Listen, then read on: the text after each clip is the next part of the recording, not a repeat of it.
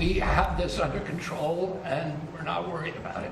Health officials and the Trump administration are urging calm this evening after one American who was aboard that cruise ship hit by a hantavirus outbreak off the coast of West Africa tested positive. KOMO's Kelly Koopmans joins me now. And Kelly, this is bringing back memories for some of when the COVID virus hit. That's right, Preston, and that is understandable. However, the overwhelming message from experts is that they do not expect this to be anything like we went through with COVID. Let me be crystal clear. The risk of hantavirus to the general public remains very, very low. This is not another COVID. It will not be any pandemic. But still we can learn from this and continue to build our response.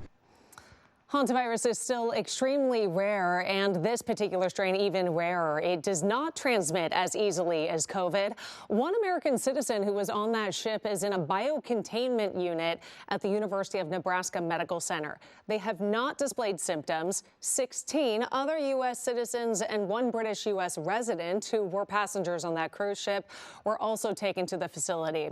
None displayed symptoms. 2 others have been transferred to Emory University in Atlanta. One of them has mild symptoms. 3 people died on that cruise ship after contracting hantavirus. A total of 11 cases have been confirmed of that cruise out of the 147 passengers and crew on board. Preston. Okay, thanks, Kelly. Seattle will have 330 cruise stops this season, and there is one ship about to take off that includes a stop in Central and South America. KOMO senior reporter Chris Daniels talked with passengers today about whether they'll do anything different based on the hantavirus concerns. He joins us now live from the Seattle waterfront with more. Chris. Hi, Molly. The sold-out Silver Nova with about 800 passengers aboard is about to pull out of port, headed to San Diego, Costa Rica, the Panama Canal, Colombia, and then back to Miami. And passengers have little concern over what happened on that other ship. This one goes from here through the canal and all the way to Miami. From far and wide, people have come to Seattle to hear those 2 words. All aboard. As we can unpack and leave everything. Like Rhonda McKenzie of Melbourne, Australia, who said she has not thought about that other word making news about a cruise. Oh, it doesn't bother us. We're not worried about that at all.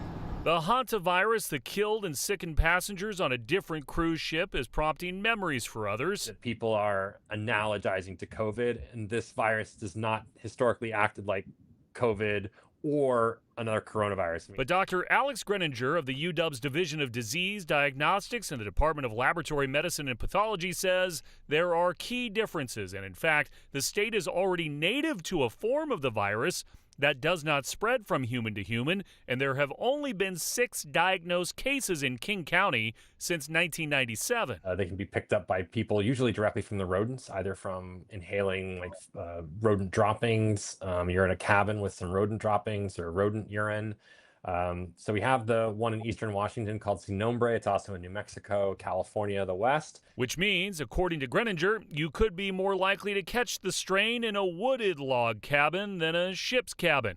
And while passengers say they are cautious, I brought a lot of masks.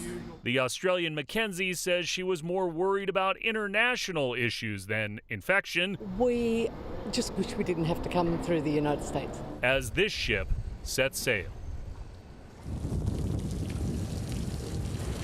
The UW doctor you just heard from there says the hantavirus has been studied extensively since the 1990s, unlike the novel coronavirus, which is why there is more confidence on and off the ship that everything is under control. That's the story for now. Live on the Seattle waterfront, I'm Chris Daniels, KOMO News. Chris, thank you. That brings us to our KOMO Pulse Poll. Scan the QR code on screen to participate. As tonight we're asking, are you concerned about this hantavirus outbreak becoming a more serious threat?